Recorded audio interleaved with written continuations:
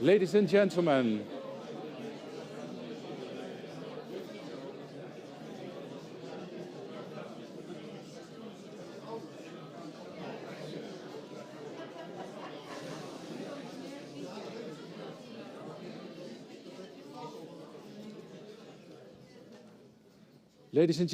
welcome. Welcome everybody, especially via the live stream. All over Europe, you're watching this event, Science in Society, the symposium, the live stream presented to you by the Association of ERC Grantees. We have of course, also welcome everybody here in the lecture hall. That's the problem. You always forget the people who are closest to you, but very much welcome to you as well. My name is Martijn Gerritsen. I'm Radboud University spokesperson, and I've got the honor to guide you through the program of this afternoon. And what a program we have. Within a couple of minutes, Maria Leptin will deliver her keynote speech. And after that, we will have a discussion about how to keep frontier research on the agenda. We'll do that with a panel. And after that, you have some inspirational words by astrophysicist Heino Falcke. And after that, Karin Roelofs will wrap up everything together to conclude this session over here. And Karin Roelofs also will introduce Maria Leptin to you. But first, I would like to come forward. She's the president of the Associations of ERC Grantees, and she must feel very much at home at this place, at Donders Institute at Radboud University, because her research is also about cognitive neuroscience. Her research is about interaction between human and robots, human-robot interaction. Please give her a big hand. Agnieszka, Wykowska. The floor is yours.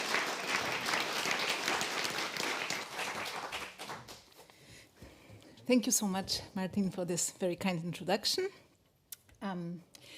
All right, on behalf of the board of the Association of the ERC Grantees, I would like to thank the Donders Institute and specifically the Donders Center for Cognitive Neuroimaging for hosting our Science and Society Seminar here today. For the online audience, just a few words. The Donders Institute is a world-renowned center for cutting-edge neuroscience and is also home to many, many ERC grantees. Therefore, it is a great honor for us to have the opportunity here to hold our Science and Society Seminar. Maybe a few words about our association. So who we are and what we do. So as the name says, we are an association of researchers who have been granted an ERC grant. Our mission is first and foremost to promote and advocate excellence-based bottom-up frontier science in Europe and the importance of funding such frontier science as exemplified by the ERC. We communicate with the wider public about the role and the importance of fundamental science for society in general, as we have heard also today earlier during the talks. And we facilitate networking not only among members of our association, but also we facilitate the dialogue between the ERC, various stakeholders, the scientists, and also to widen participation in the ERC program. And then also to contribute to the debates on science policy. If I were to sum up in one sentence our mission, it would be the following. We defend fundamental research because defending fundamental research is an urgent societal challenge. And current times, geopolitical situation, and in general, the anti-scientific sentiment of the general public very often. All right. So a few words about what we do as well. We've been very busy over the past years. So we've been developing relationships with multiple stakeholders and various scientific associations that share the same values and missions as us, such as the Young Academy of Europe, the Marie Curie Skłodowska Network, and also many other associations that are listed here, and also others. We are engaged in continuous interaction with the ERC. We participate in initiatives such as the Coalition for Advancing Research Assessment, and also in the ERA Forum. The forum is a place where member state representatives and various stakeholder groups, including the group of individual researchers and innovators, where we are represented, debate science policy at the European level. We have initiated the so-called SPARK program to fund support for member-led meetings that are sort of focused around the missions of our association. And then finally, we also communicate to scientists through various live events. One of the recent live events was at the British Academy, where we discussed the roles of social scientists and humanities in general in academia at the European level. And we also have issued several policy statements. You can read one of them as an example through this QR code. This was a policy statement about the importance, again, of funding fundamental research within Pillar 1 and having enough attention to that pillar and not only focusing on the industrial competitiveness. And then finally, we, through our science and society seminars like the one today, we communicate with scientists, but also general public. So a few words about the science and society seminars. Just a very few words. The role is to highlight, again, the role of fundamental research for a better society in general and better world through stories that are being told by our guests, very distinguished guests, as you can see. So these are the guests that we have hosted so far in our, at our Science and Society seminars. But today we have a very, very special guest, a unique opportunity to host Professor Maria Leptin, who is the current president of the ERC. And in fact, this is the first time that we are hosting president of the ERC who is currently in office. Professor Maria Leptin will be introduced by my colleague, Professor Karin Roelofs, who have been introduced here already to the audience on site, but for the online audience, Professor Karin Roelofs is Professor of Affective Neuroscience here at the Donders Institute. She's also member of the Scientific Council of the ERC and a former vice president of our association. Without much further ado, over to you, Karin, and thank you very much for your attention.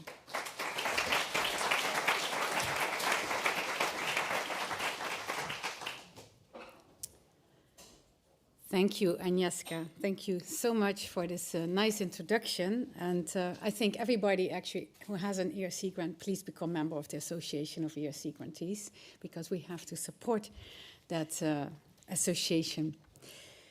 Ladies and gentlemen, it is a great honor and real pleasure to introduce our keynote speaker today, Professor Maria Leptin. Maria is one of those rare people who has shaped European science in every possible role. As an outstanding scientist, as an institutional leader, and as one of the strongest advocates for fundamental research in Europe. As a developmental biologist, her pioneering work has fundamentally changed our understanding of how individual cells self-organize to create organisms, and how a developing organism acquires its shape.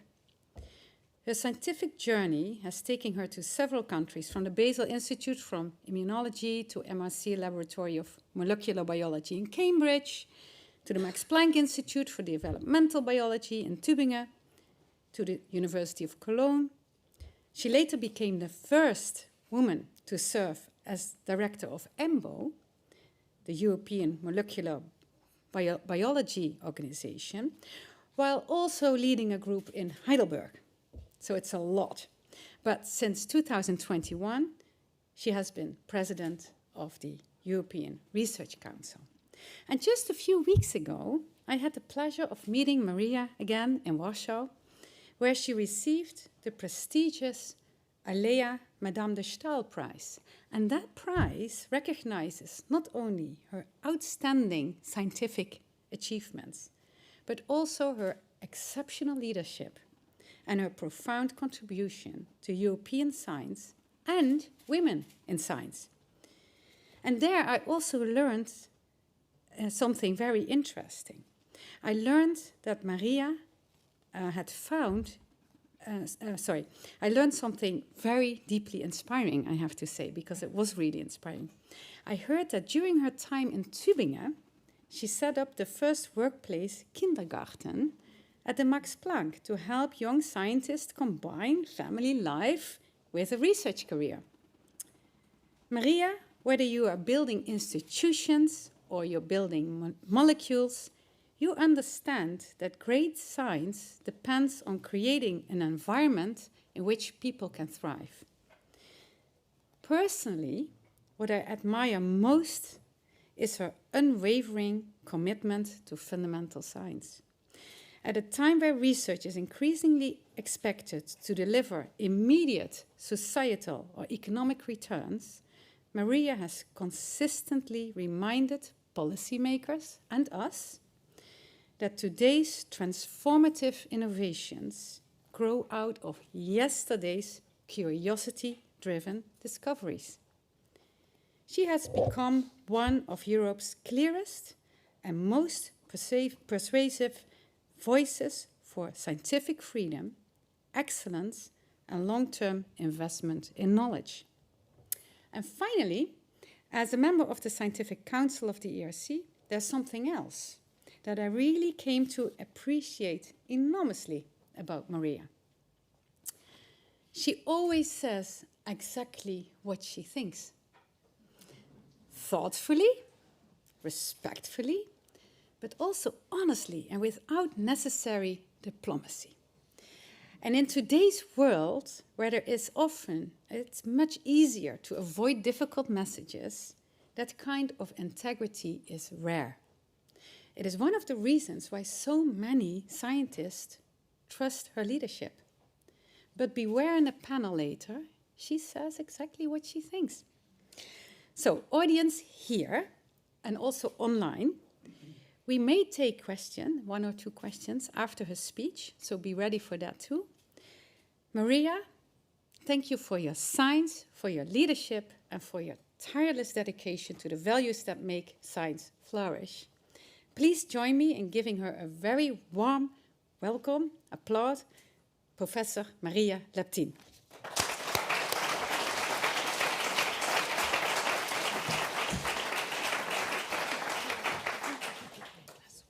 Yes. Thank you, Karin, Agnieszka, Martijn, and thank you to Radboud University and the Donders Institute for having me. And thank you for protecting academic freedom and freedom of speech earlier in the session. Of course, I agree that Palestine should be freed, not only Palestine, Gaza, stop invading Lebanon, etc. Some facts were wrong, but thank you, Donders, for allowing that to go on. I'm also reminded in the context of freedom and doing the science you want, I was specifically reminded this afternoon that André Heim used to be here, and this is where he did his famous Friday afternoon experiment. I dread to think what he would do with your new 14 Tesla MRI. So it's a pleasure to be here, and it's good to speak after an afternoon devoted not to policy slogans, but to actual science. In fact, when I got out of the taxi and entered this institute, I just thought, entering into a scientific research institute just gives one such a good feeling. I enjoy that feeling. Let me first say a little bit more about Karin, although this may be a sort of girls praising each other session, but there are so many wonderful women here. I also see Marilyn. We've had several wonderful women on the stage here. But Karin really is special. She invited me here today, but she's also in a very concrete way, part of the ERC. She received 3 ERC grants, starting, consolidator, and advanced. That is not at all common. It says something about the quality of her work, but also about the way she's kept the work going. She really has helped build a field around stress, threat, resilience, and decision-making, and we've seen some of that in the earlier session. She was also a founding member, as we just heard from Agnieszka, and vice president of the Association of ERC Grantees, and congratulations on the Spinoza Prize that you just received. Now, talking about Karin's work, yes.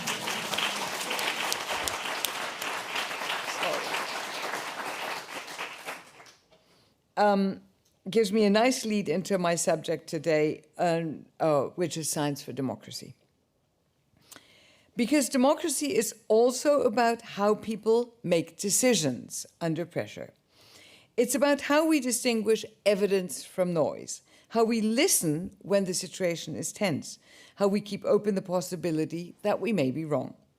And today we've heard about exactly these kinds of questions from different angles. Francesco, Flores, Stephanie, and Shord all talked about aspects of this and about the work being done here on this.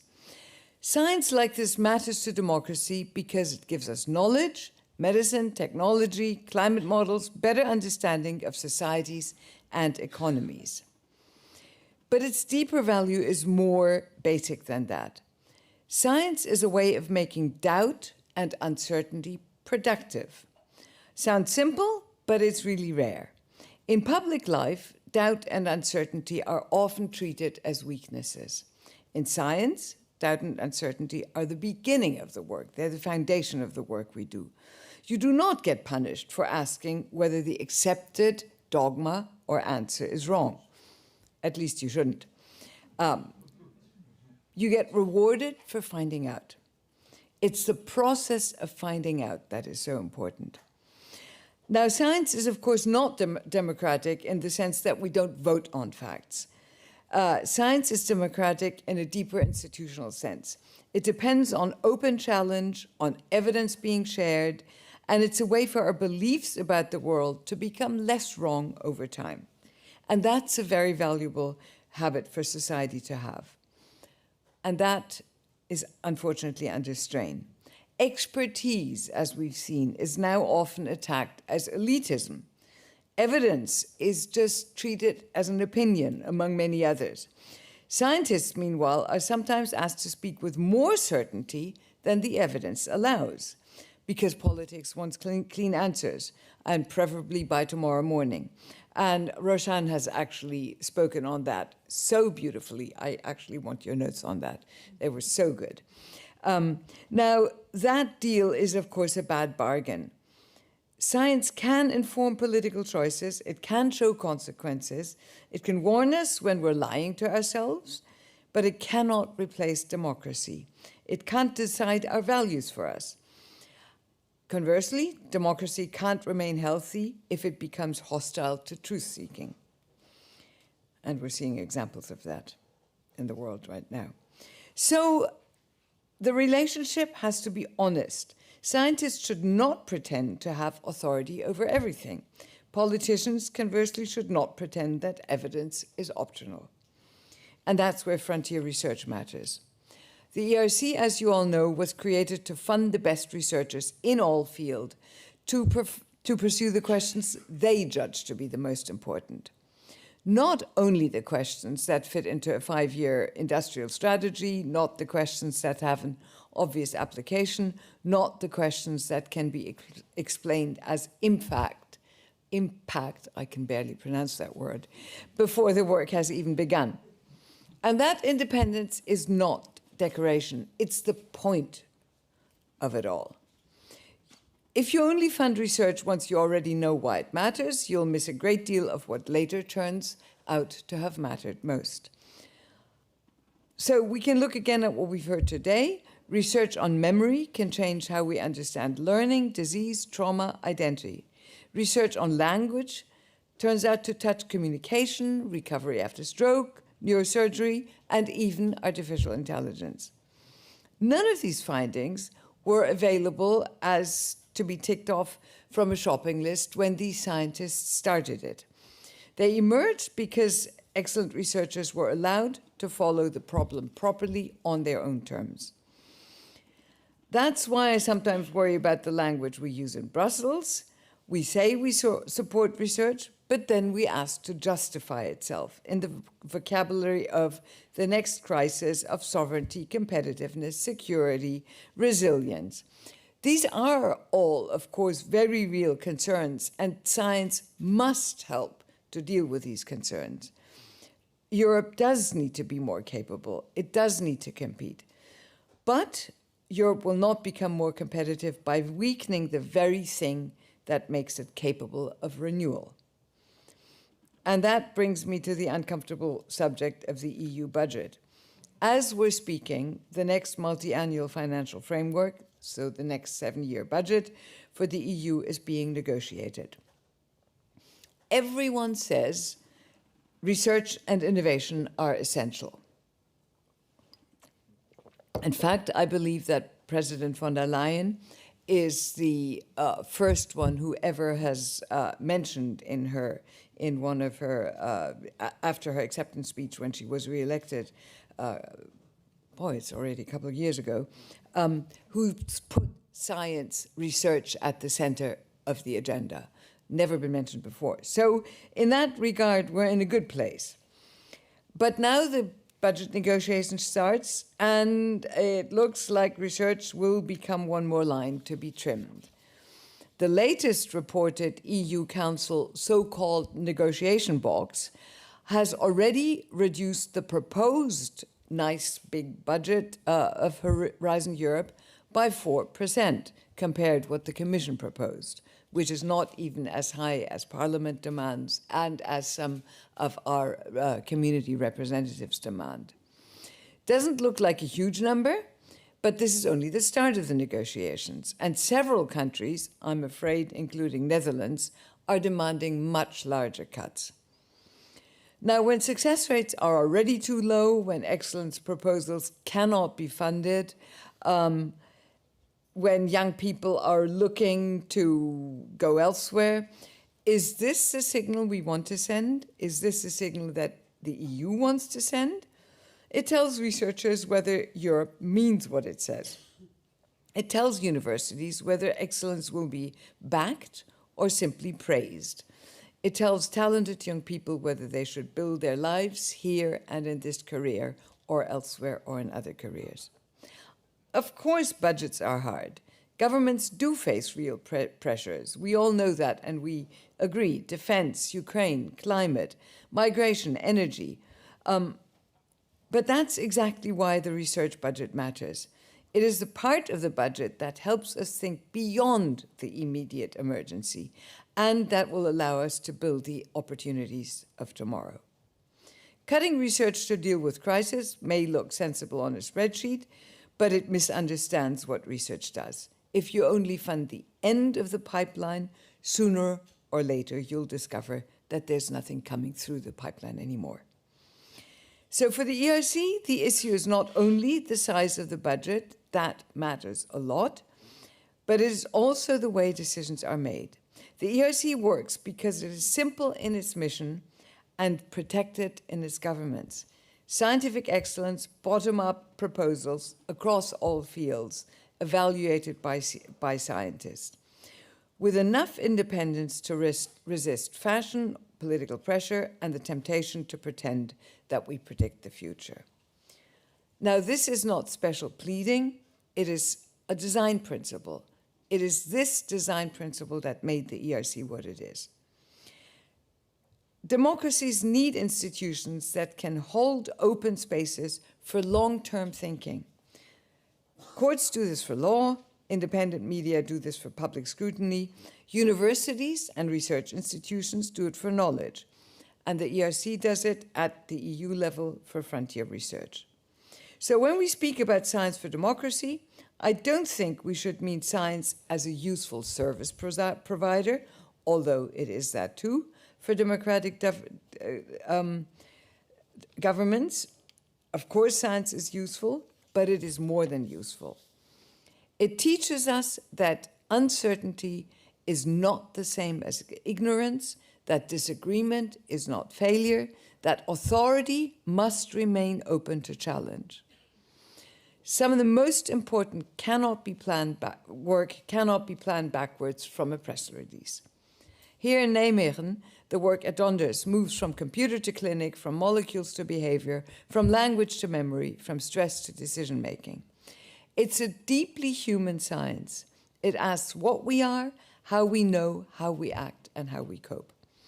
A democratic Europe needs that kind of science, not only because it may produce useful applications, which, as we've seen, it does, but because it keeps alive the habits democracy needs. We've heard them all cited by the young people who spoke earlier. Curiosity, patience, criticisms, and the courage to follow evidence even when it is inconvenient. So my message today is quite simple.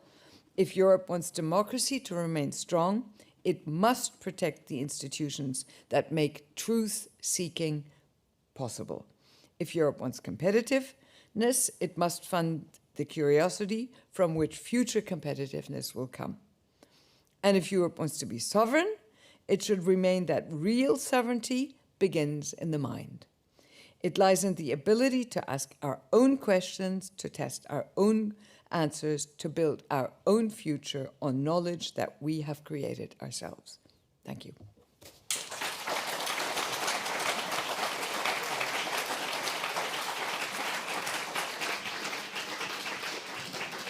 Thank you so much. Maria Leptin, are you, thank you for this wonderful speech. Are you willing to ask to answer some questions by the people over here? So maybe, thank you. Real sovereignty is in your mind, right? I like that very much. Anyone for a question for Maria Leptin? On anything, not just on anything. Yes, please. And please wait for the catch box, because the people online can hear your question when you talk in this one. Thank you. Well, thank you very much for your inspiring talk. I was wondering, you emphasized the importance of science for democracy. And can you put it also the other way around, that the democracy is necessary to conduct excellent science? Yes, of course. I mean, it's necessary, and but it's not sufficient, because, as we can see, even democracies can be subverted in their ability to support independent science. And in fact, decision makers in democracy don't understand some of the things that Roshan has said, that I've said, that we all are aware of, namely the principle of uncertainty, the principle of it being okay to be wrong in science. We have to blame some of our colleagues during COVID for having gone too far in impinging on democratic decision-making. They're not elected politicians. So yes, I think they mutually interact. Democracy is necessary, but not sufficient. Okay, thank you very much. And maybe there are questions online. Let's see. Some online question. Yes, Agnieszka Wykowska. We have one question online here. So in science, some people are interested in answers. Other people are more interested in questions. Which side are you? Yeah, we heard descriptions. We heard the hypothesis and the, what was your other one?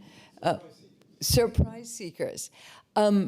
I think I'm a surprise seeker, and I'm just a discoverer. I'm very bad at planning ahead. I follow my nose wherever it takes me. And yeah, I guess that was the answer. Yes, that's curiosity driven, right? Yeah. Yeah, well, I think the hypothesis seekers, they're also, they're just better. I think they're cleverer than me. They're just better at writing down what they want to find out and then going for it. Whereas I do an experiment and then, you know, We'll see what happens. See a bit, yes. Yeah. I mean, I know why I'm doing the experiment. I'm not that bad. But Okay. Well, thank you. Thank you very much for answering these questions.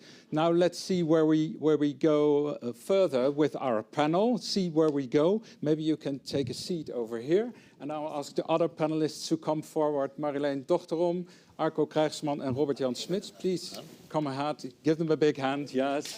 Nee, ik moet. Great.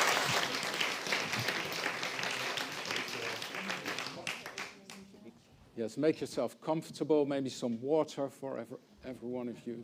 I'll help you with that as well. So, well, and Robert-Jan Smits, maybe I can start with you. You are the chair of the Netherlands House of Education and Research, right?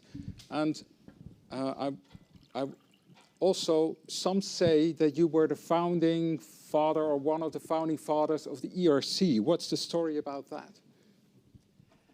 Oh, do you have a couple of hours? Well, no.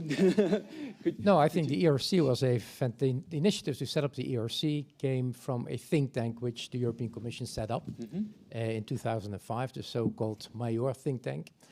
And then we had to get it off the ground, and I was indeed responsible to the European Commission for getting it off the ground, which was not easy because we had to convince a lot of member states that we should have a program, an instrument at European level for funding individual research teams. And that was the problem, because funding individual research teams was at that moment only done at national level. So the question was, why on earth should Brussels launch a program where it funds individuals? The role of Brussels was always to fund transnational teams. So we had to do a lot of convincing with member states to get everyone on board and to get it off the ground. And I must say that whole journey, the Netherlands played a very positive role. So sometimes there's one switching point, then it goes the right direction. Yep. Could you mention that? Is that? Absolutely. It was during the Irish presidency. It's funny, the Irish are now also the president again of the European. They were the ones in Dublin Castle who really were able to turn the tide by getting the Brits, who were always skeptical, on board.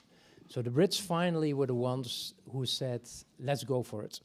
And the Brits were always skeptical about the ERC, because very funnily, and I once with Karin we talked about it, is that the Brits said, why would we need an ERC to have competition between scientists to find out who's the best, if you all know that the British scientists are the best? So then Lord Sainsbury, who was the science minister of the UK in Dublin Castle, never forget that event, he said, listen, if my scientists in the UK think that they are the best, let them prove it. Let them enter into competition. And that broke the ice, and that led then to the creation of the ERC, and the rest is history. Well, and Maria is a fantastic, ambassador of the ERC, so I'm very happy that the presidents we have had so far has been amazing in putting the ERC on the map of Europe and the world. Okay, well, thank you for that. Another question for you about Mario Draghi. He wrote this report. Most of you will know it, that you should invest in research and innovation to make Europe more, to keep on growing economically.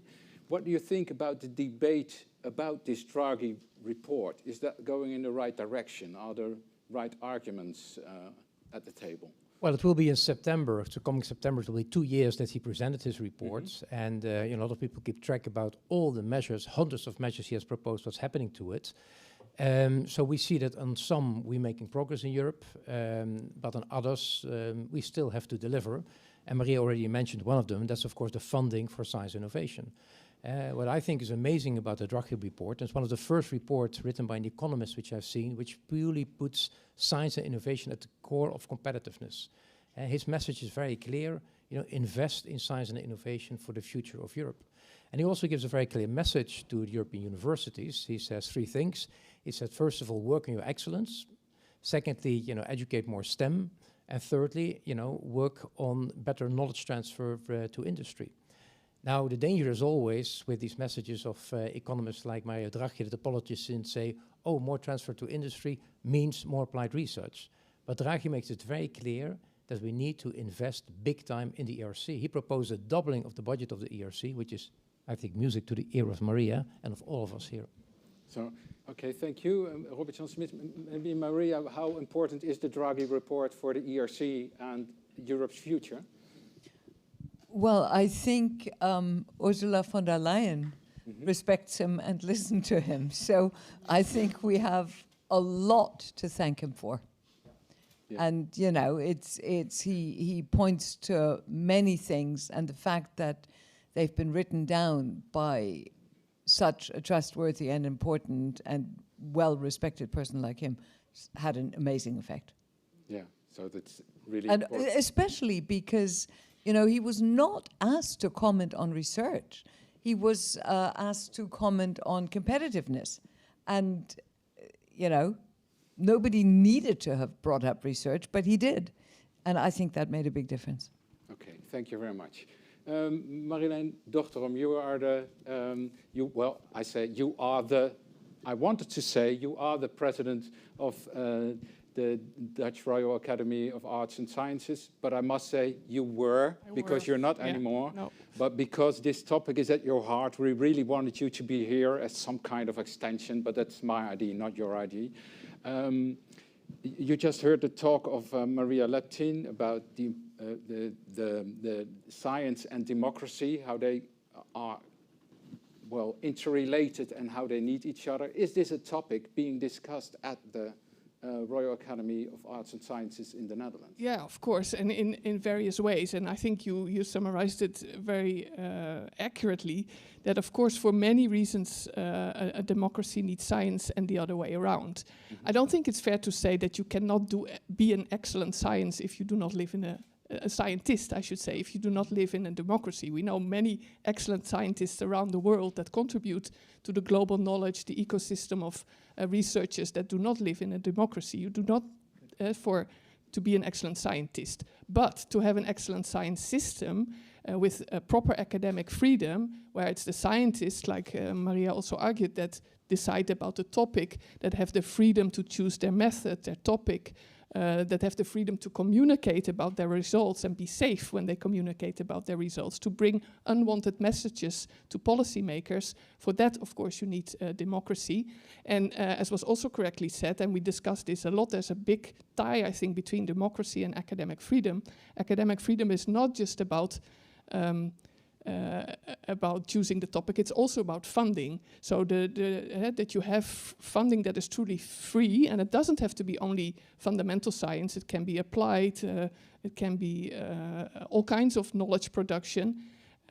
When the funding is unconstrained, not tied to somebody's interests, that's when you can really have academic freedom, which is very important for democracy as well. So that's a topic that we discuss a lot at the Academy. We have one permanent commission at the Academy, and this is about the free pursuit of science that produces reports all the time. It's at the core of what we do. Okay, that's great. And what about, because science is also important for democracy, it's both the other way around.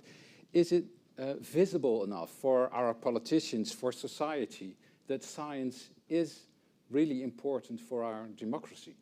Well, I mean, not enough, obviously, and I think it has to do with the many things that Maria already said. It's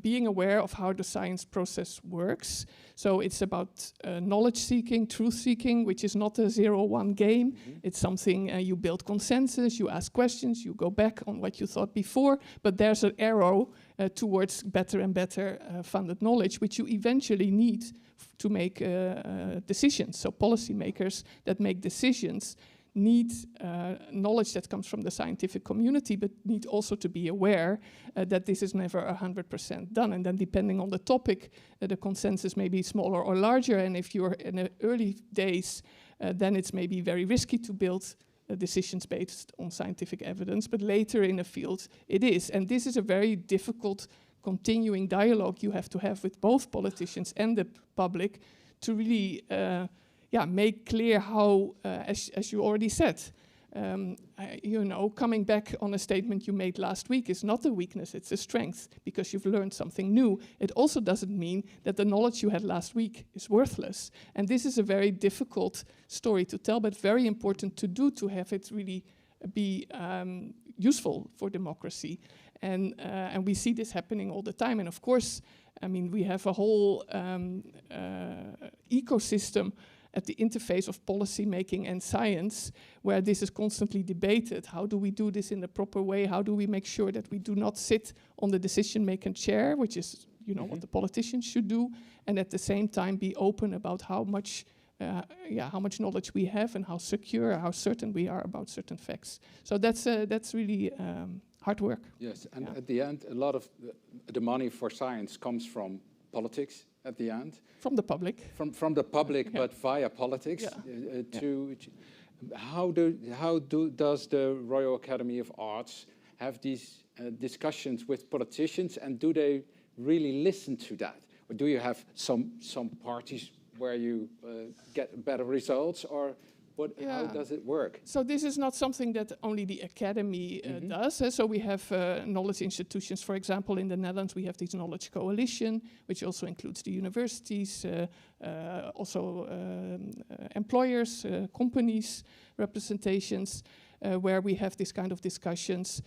We do it, for example, together with the Young Academy, NWO, the universities, de Vereniging Hogescholen, in an instrument that we call Parlement en Wetenschap, where we talk. Actually, we have all members from all parties from the parliament who use this instrument to gather evidence about a topic they're interested in. There's some rules of the game that you have to follow. And when we but go, they know how to find you. When we go individually, so whenever there's new elections, and it happens a lot these days, and we have a new parliament, then we go to see the representatives for science and education of each and every party, and usually we're welcome with all of them. So those are very good discussions, actually. And then sometimes you hear some of it reflected back in what they say in Parliament, sometimes framed slightly differently. But I have to say, these discussions with all parties are actually quite okay. Yeah, okay, that's great. Is it also that way in Europe, in European Parliament? Are they? How is their interaction going with the European Parliament or European politicians? Well, the European Parliament is has a committee that is very interested in research, and they're very understanding for everything that's been said around here. So they're very open-minded. Whether each of the member states, and of course it is not my job to be involved in any of these negotiations, I sort of watch in amazement, whether all of the member states ultimately, even if they recognize this, will make the decisions that would be insightful for the future is a different matter, because they have lobbies to listen to. My own country, Germany, is not exactly exemplary in deciding what is good for citizens. I just think of the tobacco ban, where Germany stood in the way. Others want to protect, and there are strong lobbies, If the tractors converge on Brussels, man, does that have an effect? I don't know. If we come with our pipettes or our it's not the same. So, and politicians listen, and you get money for a bridge or for a road or for a hospital. You know what you're getting the money from, and a couple of years later you can have a photograph taken of yourself next to that road or hospital. You can't have a photograph taken next to Short's ideas. Knowledge is hard to take a photo of. Yeah. So, ultimately, many other things impinge on political decisions, as we know. Yes, I like the idea with the pipettes going to influence our politicians on this. Thank you very much. Good luck. Arco Krijgsman, you are from ASML, the big chip machine factory in the Netherlands. making these chip machines, and maybe it's the only one in Europe at this scale, at least. No. Well, it's. Sorry. Yeah. Maybe it's the only one in the universe. That's right. So we went to politics. Now let's go to to companies and to the industry. I read I want to tell you a short quote, which is of the chair of the European Roundtable for Industry. His name is François Boxmeer, former CEO of Heineken as well. And he says, "Science is the mother of all industry." What's your opinion on that? I think you've preempted it already a bit. At first I was going to say asking someone from industry to join a discussion on fundamental science is like inviting a penguin to come to the desert. But in that sense, I do think there's a lot more to say to that. So I think there's much more of an ecosystem thinking that needs to be adopted here. And it's much more about doing things together, collaboration across fundamental research, connecting that to applied sciences, and then having the uptake in industry with the benefits to society that in the end should have. From our perspective, we also needed it as a company. We needed connection to fundamental science to be able to develop our products. We need these out-of-the-box ideas. We've set up, as an example, more than 10 years ago, 12 years ago actually, in Amsterdam, an institute that was going to do exactly that on fundamental science. And right now that has enabled us to create a light source. What does the industry, this institution do? They do fundamental science on light source development, metrology, all types of, but it's really about the fundamentals behind it. So one of the things they did is they were working on fluid dynamics and the interaction with a laser light. And that has enabled us to increase the power of our light source by, well, over the past 12 years with almost a factor of 100. So this fundamental insights have really allowed us to make these steps. And I also see that it also works the other way. We've been working with the group of Anne Lullier for quite some time already.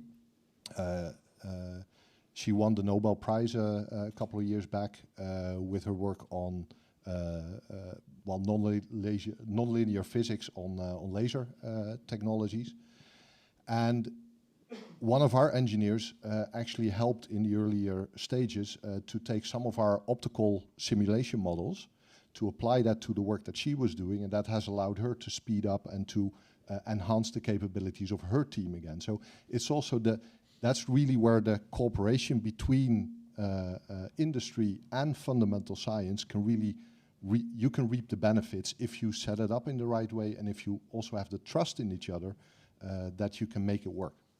Yeah. And it requires a long-term view. Yes, and this institute was at the University of Amsterdam, but it was not a technological university. The institute you were talking about this light. Yeah, I think maybe the predecessor of Robert Jan may not have been too amused by the fact that we chose Amsterdam indeed. And why was that? Because Why not Radboud? Why not Radboud? Another question. Yeah. I think there were various bids that had come in, and I think the fact that looking back, the fact that there's some distance between Amsterdam and the physical location of ASML actually is a benefit, because it really drives more independence, and it forces that the teams are connected but disconnected at the right level. It's been a journey, to be honest. You can read it back in some of the books that have been written about it. It's not been an easy journey to build the trust and to start getting to understand each other. There have been heated debates. I heard discussions about speaking the truth. Well, this is typically the way of operating within a company like us. You just say what it is that you want, but that is not always perceived by the other party in that same way. And that discussion was quite challenging. But in the end, over time, because we had the same strategic view, a long-term view, that's how you make it work. And that's a better proposition for ASML as well than doing it all yourself, because that's also an option, right? But then you never become smarter than you are yourself. You don't learn. And learning from others is key if you want to improve.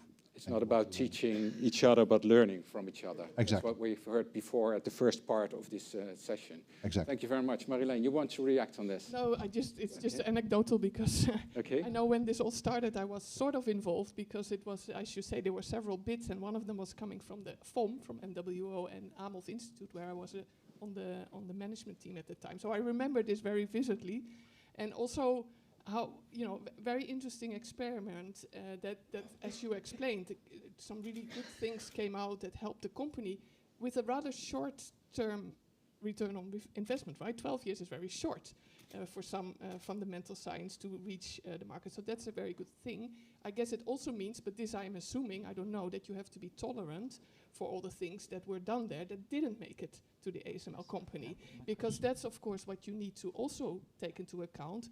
We are very good at mentioning the examples, the mRNA, the AI, which was invented 70 years ago already, which then bring it to really big impact. But there's a lot of fundamental science that hasn't or not yet reached this. And that is probably true for ARC-NL, that's the institute we're talking about. And a big company as ASML took this risk, which I think is really great, to build this ecosystem, knowing that not everything that happens there will directly benefit your company. But then if you sum it all up in the end, it's still a good idea. And we could do more of that, I totally agree. And I also recognize very much the debates and the fact that you have a different kind of scientist or people that maybe do the experiments in Eindhoven or in Amsterdam, and that really enriches each other. So I think it's really a good example. Yeah. Okay, thank you. You want to react on this? Yeah, because ASML has many partners all over the world. You have a research budget of about 4 billion, so there's a lot of money involved. After indeed that was set up, the cooperation with Amsterdam, there's also been a nice cooperation developed with Eindhoven, a 10-year. And what I think is important to underline in the cooperation between university and ASML is that I often got the criticism, you sign now a 10-year deal with ASML, 80 million they're going to give you as university, so now you're walking in the hands of ASML, they determine the agenda. But that's not the case at all. Because ASML asks us to do the most out-of-the-box, crazy research, come up with complete novel concepts. Why? Because they are a monopolist. They are the only one in the world who can make this EUV machine. And they know that the day will come that there's a technology which is not on their radar screen, which will wipe them out of business. It happened to Nokia and BlackBerry, we didn't see the iPhone coming. So they're very clever. They don't ask us to work on the EUV machine. They ask us to work on photonics and quantum, to come with out-of-the-box concepts, because that will make them or break them. So it's a very clever company in the way they work with universities. They are demanding, but they give us a lot of freedom and don't dictate our agenda. They leave us completely free to do whatever we want to do. So a demanding partner, but a clever partner. So ASML is investing in crazy things. You just invent it yourself. Go ahead. Well, I would not like to call I wouldn't like to call the say engineers and the researchers at Eindhoven crazy, but they ask us to work on new concepts like photonics, for instance, because they know there's something happening there. And they don't want to miss that boat. So, and it's also the role of universities to do that. A company like ASML, they do a lot of basic science as well, but giving people the complete freedom to do out-of-the-box thinking what the university can do is not their core business, but it's the core business of the university. And back to Nokia, if Nokia would have done it in this way as well, then maybe they would be more successful? I think if Nokia would have played it cleverly at the time by working with top universities across the globe, they would have detected very quickly indeed the iPhone was coming. The same for BlackBerry, and it would not have wiped them out of business. They had a restart, of course, and they do beautiful things now. But at that time, it was of course a huge disaster for Finland, where Nokia almost went bust. Yeah, so it's important to invest. You don't have the control, because others are going to do the research and you don't know what will happen exactly. but it will give you a very big advantage, being a big company, just to invest in these things. And because of that, how does ASML think about the ERC? Should Europe invest more or double the budget of ERC? Is that important? Be careful, there's a lot of fans of the ERC here, eh? So I mean, be aware. Yes. Yeah, I think two things to say about that. One, I already mentioned it, that it's really about strengthening the entire value chain and making sure that you don't see fundamental research as a budget line in the public budget. I think it's about the narrative of changing that into that it's a long-term strategic investment rather than a cost out. And I think that is something that should be recognized in the right way. And where I don't think that it's a discussion about one or the other, it's about strengthening all of it. And the second thing is that, especially when it comes to industry and competitiveness, I think the Draghi report was also quite clear. This is not all about money. This is also about creating the right conditions for industry to flourish in Europe. That means making sure that capital can flow across country boundaries to generate funds for startups. It means that regulations to set up shop somewhere shouldn't take 4 to 5 years, which it currently does, but should take months, that it also does in other regions of the world. Those are the types of things that government can really help, and they are not necessarily all funding related. So I would say that you can do both, both strengthen competitiveness of your industry and strengthen the fundamental part of the science. Okay, thank you. And Robert Jan Smits, somebody told me, well, the Eindhoven University of Technology, it's just the ASML university.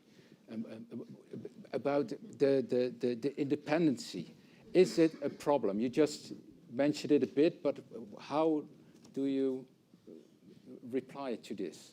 Well, first of all, I would not see it as an insult at all. I would be proud if they call us like this. In the old days, it was the Philips University. I mean, we took the decision when I started at the university to go really back to our roots. We were created 70 years ago at the request of Philips. And we decided to go back to our roots, meaning that we are there for our region, with our region, and by our region.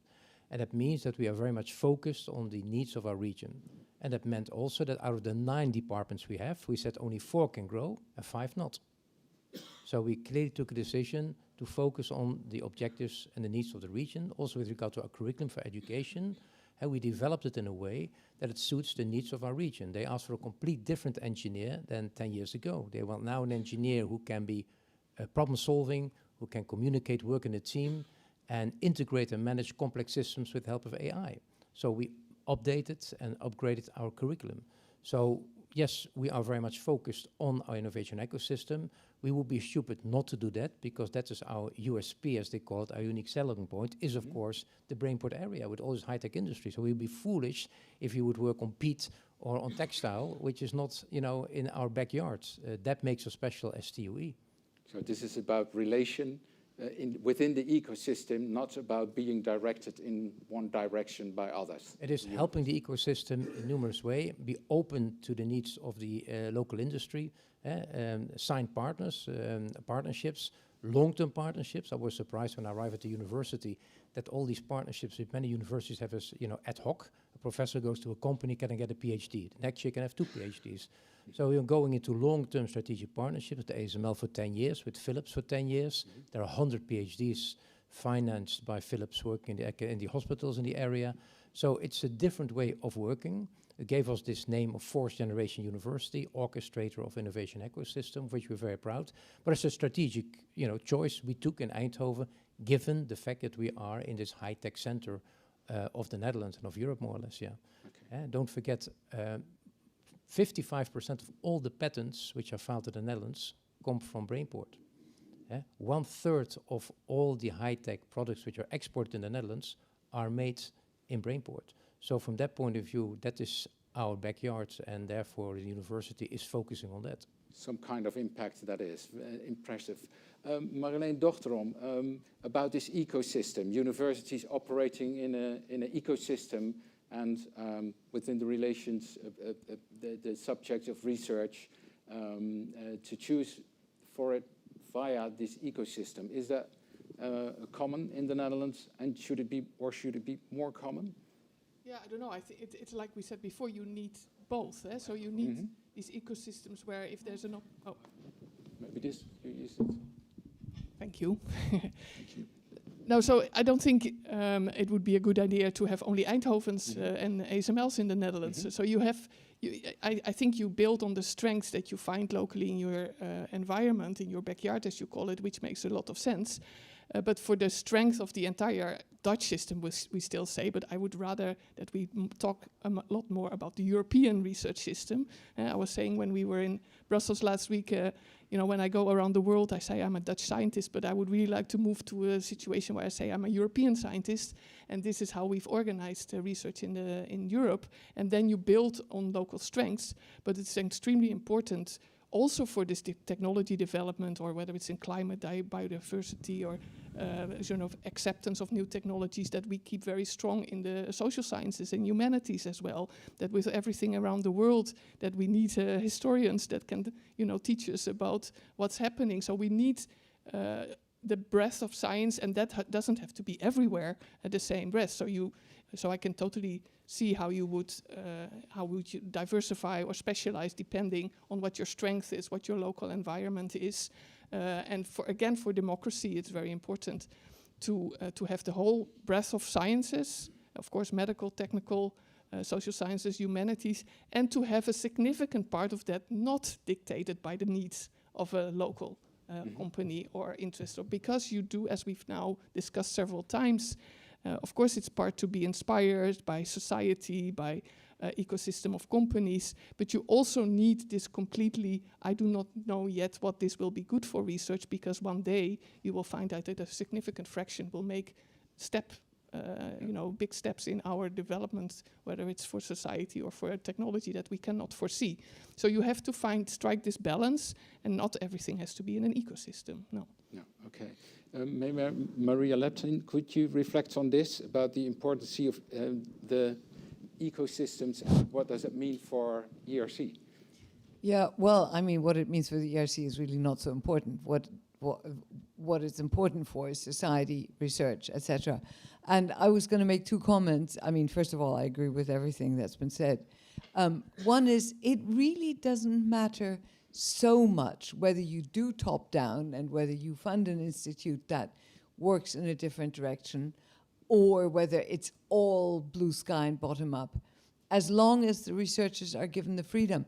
And I'll give a good example for that one that I like, and that is when Nixon declared the war on cancer in the 70s, 50 years ago. And that was a top-down program. Cure cancer. Scientists, here's a bunch of money, cure cancer. Of course, they didn't cure cancer. I mean, we're getting a lot closer. But what that money did, it went to a lot of scientists doing fundamental research in cell biology, genetics, molecular biology, that created the basis for dealing with all the other diseases. We haven't done cancer, but we've learned so much out of that, just because good research was done and the scientists were left to do it for themselves. And that reflects what you said. The other thing that suddenly struck me is, we're talking, some people love, especially the anti-democratic and the anti-give science freedom people, love to talk about the reproducibility crisis in science. I think that's totally overblown. I mean, we all work at the very forefront of science, where it's hard to do, where the truths are uncertain, where even if we move our own lab one floor up or one floor down, we can no longer reproduce what our postdocs and students did, just a couple of months ago. It strikes me as amusing that ASML provides an example of that. Nobody can reproduce ASML. There would be a lot in it for industry. There would be a lot in it for countries to build another ASML. It's just that when you're doing really, really difficult, you know, frontier of research stuff, it's not easy to reproduce. How about that? I'll use that against politicians. That's great. Thank you. Robert Jan Smits, one more question for you about the way the research is funded. We've got the European level, and you've also got the national levels. In the Netherlands, we have the NWO. Should those be aligned more, or is it great as it is? Well, since we are moving hopefully to a big increase, a doubling of the Horizon program and also of the ERC, I say the time has come to reflect more about alignment between national policy and European policy and the field of science innovation. And you see that already in a number of fields. If you take the project of European interest, the IPSIs as they're called, where member states have to buy themselves into the projects, or you talk about the public partnerships at European level, like the clinical trials platform for poverty-related diseases. Member states, countries have to buy themselves into a European program. I think also in other areas, like frontier research, we need to discuss a little bit what is the alignment between the ERC and the national systems. I remember very well when the ERC was created, that was the first question we got, notably from the Germans. The ERC is going to do the same thing as the DFG in Germany. What does that mean? And our answer was, let's not discuss this now. Be happy that there's more money for frontier research, and later on we'll discuss the alignment. And I think gradually now the time is come to discuss a little bit about the alignment. I don't have an answer for that, but I think it's only healthy that there is such a discussion about a possible alignment. Okay, thank you. Maria Leptin, you want to? Yeah, I want to say something about that. First of all, the term alignment really scares me. I think we need individuality, we need differences, and in particularly here. So what I'm asked by the current Germans, and at least the right-wing party, is same question, what do we need, or same question as the Brits asked, what do we need European funding for? We can do it much better by ourselves. So that's one point. Another introduction point to what I'm going to make is that top-level journals and some of our panel members sort of poo-poo the so-called incremental science. We want only excellence. We want only breakthrough. We want only high risk, high gain. This is just incremental. We need the incremental science. It is absolutely essential. ERC provides 1% of funding for fundamental research in Europe. We can't have all national governments fund, select at the level that the ERC can do. It is a top-level competition. It is the Champions League. It is the World Cup. It's not the national cups. It's not the regional teams. It's not the youth cohorts training to play in the World Cup. So I think that the complementarity is much more important. The ERC can afford to say, we want to fund those very few, very excellent, and the national countries have to provide the background to make this possible.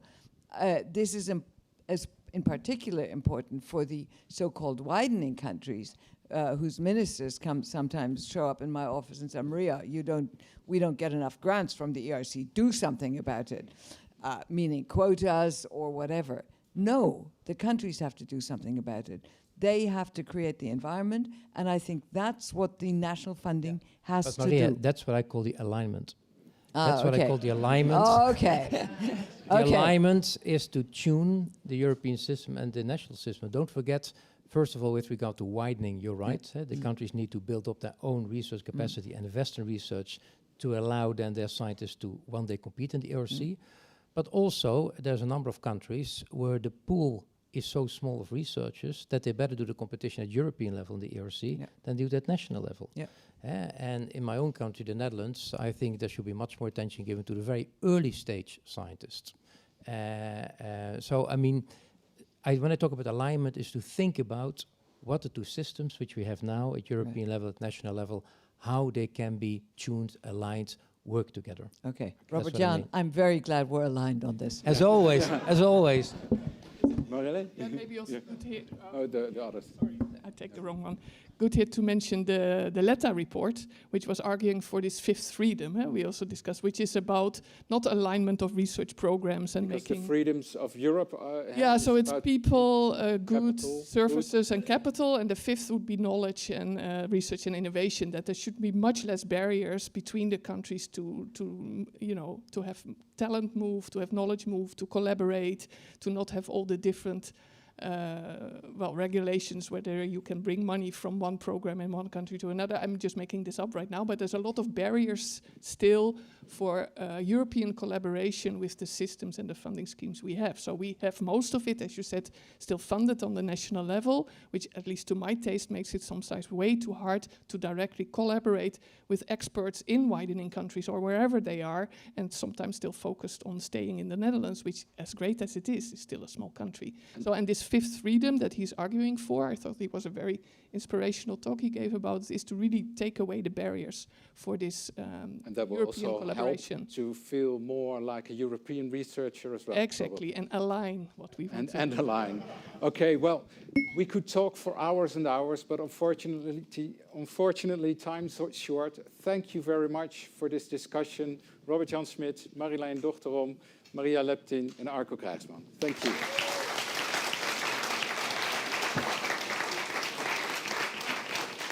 Thank you.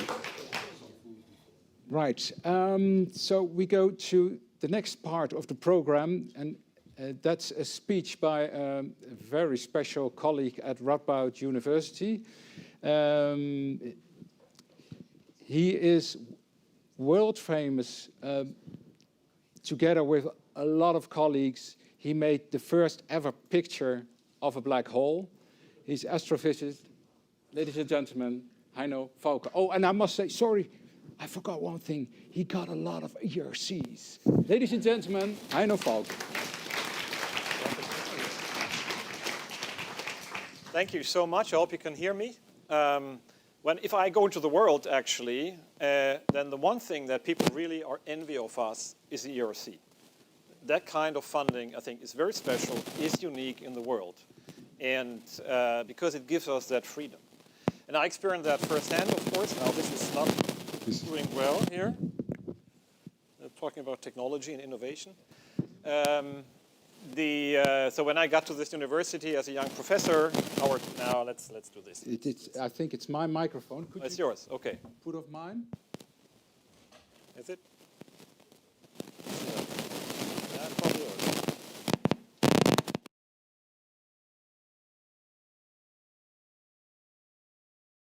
Let's try this one here. So okay, that's better. So when I got here as a young professor, the dean said, oh, there's this new ERC thingy. Maybe you can submit a grant proposal. And we already had the impression that this was going to be very tough, like a few % chances to get it, and said, I'm not going to do this. And I have this crazy idea, then they're never going to do this. But as being a good German, I do what my superiors tell me. So I put in a grant, and boy, they loved it. You know, we did it, and it actually did something on the interface of particle physics and radio astronomy, and it's a research field of its own now. But then had this other dream of mine was, I wanted to see that black hole. It's something I had, an idea I had already for 10, 15 years before. And then there was this new thing that the ERC came up with, the ERC Synergy Grant, which was even bigger. But if you have big ideas, you need even more money, right? And then again, this was the second round, and we knew from the first round the chance is 1.5%. That was the first round. I said, well, okay, it's ERC. If it's a good idea, they're going to fund it. So this time I thought we have a real chance, and we got it in the end. And they, they were crazy enough to give money to people who said, I want to take a picture of a black hole. And so when we actually published this in 2019, we had lots of discussion, how are we going to do this? And I said, I want this as a press conference in Brussels, because that's where our breakthrough money came from. We want to give it back to the taxpayer who actually paid for us. We want to do in the center where the politics is made. I think this was the very first press conference, big science press conference in the EU EC press room there. And it was and they didn't know how to do this really. I mean, there were a lot of uncertainties how to do this with scientists suddenly. They were completely not used to having scientists on stage there. But I showed this one, and they actually were unclear about now everybody's going to look to Washington because they had a parallel press conference. Who's going to look to Brussels? Actually, 3 times more people looked to the one in Brussels than to one in the US. And in the end, this was a huge success, right? This was on the front page of all the newspapers. If you say, politicians have not a chance to take a picture with them next, that was a picture actually they were able to stand next to. The internet went crazy all over the place. And also EU Commission, at the time I was still on Twitter, it was the most popular tweet of the entire EU Commission. It was the BBC told me it was the top 10 story of all times online story they had. So I mean, sometimes images capture imagination. It was also part of the the Rijksmuseum in Amsterdam and the MoMA in New York that took this in their photo collection because it became sort of pop art, so to speak. And my kids called me at some point and said, "Oh, Daddy is part of a cheesy Netflix movie at Christmas." Because they showed all the relevant things that happened in every year, and so capturing the black hole image really, was part of popular culture. And I think because it was completely useless, sorry, I mean, what does a picture of a black hole actually give you? It is just inspiration at the first, at first, but it drives curiosity. It's sort of it brings you at the edge of our knowledge. You look into this darkness, and that's sort of the end of our knowledge, how far you can go. And that's what really drove me, because I was always a curious kid. I wanted to ask questions as far as I could go. And I could go as far as could go to the to black holes, for example, at the end of space-time. But so go people back in time. They want to know, where do we come from? And that's the same sort of questions we ask. If you look at what's happening in the inside of black holes, it's closely related to the physics that's happening in the Big Bang at the beginning. And these are the basic questions that people have asked for thousands of years. What is the beginning? What is actually driving our nature? Where do we come from? And if you go back to sort of the creation stories of this world, we have one today, which is written by science 13.8 billion years ago.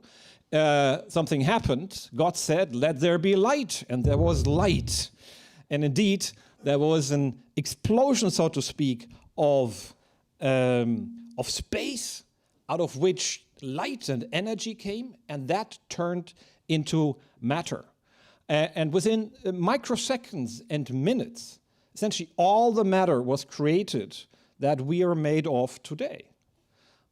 It is the same physics that's now probed at big particle accelerators. You see here sort of the mechanism of the Higgs particle, which, where particles which were light-like turn into matter that we know today. Let's sort of have matter and sort of move a bit more slowly than the speed of light. And then something else happened out of this big chaos that was there. Gravity kicked in. The gravity that creates black holes, gravity that keeps us to the ground. Gravity is the weakest force of all of nature. And yet it's also the creative force of nature, because it knows only one direction. Everything attracts. So if very, very many particles together pull in one direction, they can create new worlds. In fact, entire galaxies, solar systems, planets, and stars. And that we see here, sort of modern computer simulations of how galaxies have formed out of the initial matter of the Big Bang. Something completely surprising. We heard this talk about surprise. The universe was actually surprised that suddenly stars were emerging. And nobody would have predicted that just based on the knowledge someone would have had at the time. That was a surprising transition in the phase of the universe. And then 4.5 billion years ago, out of this stardust there is, in fact, our solar system was created. A big sun in the center. and then 0.003 per mil of the matter ended up in a little sphere of a rocky planet that was, by the way, already smashed very early on by another planet and was almost ripped apart, which then created the Earth and its moon. And that kept on evolving for 4.5 billion years. Not much going on, and at some point life emerged on this little planet. And it took 4 billion years, probably 4 billion years already the first life emerged. It took 4 billion years to emerge and evolve into something that is our self today and our brain, which just brings us, not, of course, to the center where we are here today. That brain that we are made of is made of exactly the same particles that were made in this Big Bang. They were around for 13.8 billion years. And now, only today, it starts asking the fundamental questions about how did it all start? It starts to discover that universe. It starts to discover natural laws, the unwritten words that sort of govern our universe. And one particular aspect of it, it is curious. It wants to know. That's what drove us forward. And in us, we now have a curious planet. And not just a curious planet, we have a curious universe. In us, the universe starts to think about itself. It wants to know about itself. I think that's what makes us so special. And that's why I think curiosity-driven research is not just something that's sort of on the fringe. It's at the center of humanity. It's who we are. We are curious people, and we are part of a curious universe. I think we should live that freely and bring sort of this universe to flourish with curiosity and new ideas. And that's why I'm thankful for being able to do science, because I can ask questions and can discover new things. And that's so special, to see something that nobody has ever seen before. And I wish you all to have that possibility in your research at some point. Start with a curiosity idea and then see something completely new and be surprised.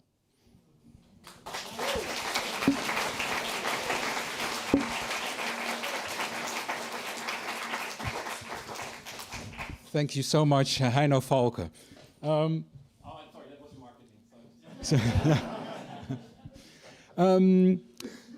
We're beginning to end this this symposium, and for the closing remarks, I'd like to invite Karin Roelofs. The floor is yours. Thank you. Thank you so much. So yeah, the big promise at the beginning was, okay, we will collect all your thoughts and inspirational stories, because tomorrow we go to Den Haag, and then we actually to talk to the minister, and we have to bring actually all the argumentations that we have to get funds for research. Now, let me start, because the question is, what will we bring to Den Haag? I first want to say, did you know that Heino Falcke also wrote a children's book? It's called Cook Crumbles in the Universe, How Large is Infinity? So this is really science communication, pure sang, I would say, and we should do more of it. But what are the messages that perhaps we could take from this session to Den Haag tomorrow? So, first of all, science is fascinating, right? It is. If we dare to ask the big questions, it's fascinating. And science matters. So my first message would be science matters. We heard this amazing quote, science is the mother of all industry. And of course, this quote is from the former Heineken CEO, but it resonated today in the discussions. So we heard Akko Krijgsman from ASML. Yes, there would be, to really have frontier industry, we need curiosity-driven, bottom-up, free research. We heard from Marjolein Dochterum, also for democracy, we need free research. Science matters. Science does not only serve society, it actually shapes society. So that would be the first message. The second is, all sciences matter. And it's, I think, fascinating that Maria Leptin, of all people, hardcore cell biologist is really advocating also for the social sciences, for humanities. And in so many podcasts, and I've seen so many publications where you actually say it's so important to have all the sciences, the wide breadth, we need them all. And we heard that today also from Marilene, of course. So that is the second message. Science doesn't only matter, we need all the sciences. The third is, I think, I've been writing really hard during this. The third is we have to tackle some myths, some misconceptions. It is a very difficult story to tell, but if we want to get startups, patents, breakthroughs, we all think that we have to directly go there. We need to install a program to tackle that type of research. But basically, most breakthroughs come from basic science. And I think a nice example is that in ERC terms, if you think about Pillar 3, where it's all about patents, creating new companies, you would think that Pillar 2, programmatic research, would be most successful. It's basically Pillar 1, bottom-up, free research that is extremely successful in fostering breakthroughs. And that is such a difficult and paradoxical story to tell, and we all have to do that. Okay, message number 4, and that is maybe more for ourselves. Scientists, we should communicate better. When Heino Falcke starts to talk about the shadow of a black hole, it becomes entirely silent. When the people that we saw this morning talking, or early afternoon, talking about the mystery of the brain, we are hooked. So we shouldn't oversell our stories. Just communicate why it's interesting and communicate how we do the science, because people are interested in that. Don't oversell. But then also tell the anecdotes on how accidentally it turned out to have an impact on, our society. Don't forget that. So just one little example of that, when we started to do research into stress responses, it was just curiosity-driven, bottom-up research. We were just interested in stress responses in animals and in humans. There was a paradoxical finding. Freezing actually helps decision-making. Nobody would believe it, but it helps. And that turned out later to be a driving force for a completely novel intervention with which we're now in the Netherlands training police officers. If somebody had ever asked me, develop some training for police officers 15 years ago, it would have been a mess here in the Netherlands. So we cannot foresee sometimes what comes out of research. So I think that is also an example of fundamental social sciences that can also lead to breakthroughs. Now, the final one, the fifth message, there is urgency. It is at this very moment that the long-term budgets for long-term budgets are being negotiated at the EU. That also includes science. And we are in a critical phase at the moment. Many member states are actually planning to pay less to the EU, less to research. And it is really urgent now to bring this message across. That's why we go to Den Haag tomorrow with our messages, with all the examples that you gave us, with all the reasons and inspiration. This is really important, but not only here in the Netherlands. So why is the ERC actually here now in the Netherlands today? Well, the Netherlands is seen by them as a powerhouse for research. We are an ERC powerhouse. So if anyone is should be pulling this endeavor, it should be us, you could say. Yes, we will do our best. But all member states, and that's also why we are streaming this online, and that is Robert-Jan Smith alluded to it, Agnieszka Wykowska mentioned it, all member states should bring this across to their governments nationally and of course ultimately internationally. So we will bring all these inspirational stories and examples that we heard today to Den Haag tomorrow when we talk to the minister. And I'm just extremely grateful by all the inspiration that I got. And I give the floor back to you, Martijn, for the closing remarks. Thank you.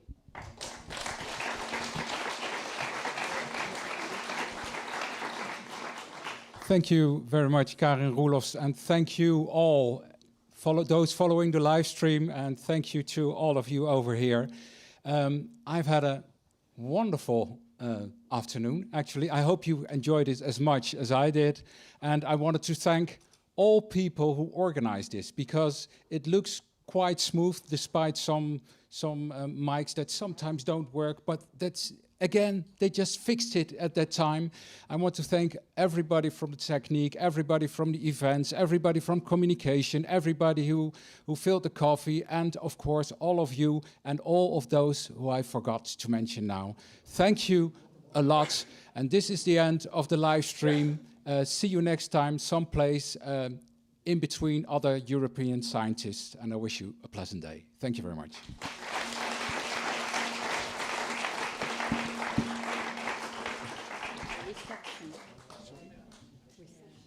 Oh yeah, one remark. This is what only for you, but not for the live stream. There is a reception, and that's downstairs, and it's downstairs, right? Yeah, where we had coffee before.